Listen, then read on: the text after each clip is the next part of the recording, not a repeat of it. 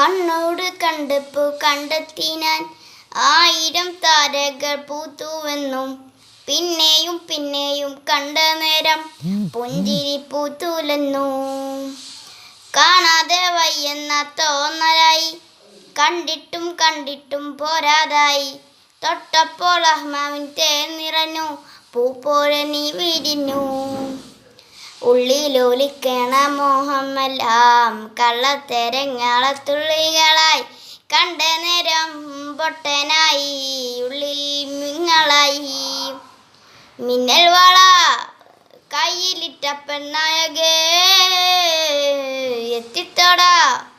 കഴിയുന്നില്ല മനസ്സിലാകു നീ മിന്നൽ വാഴ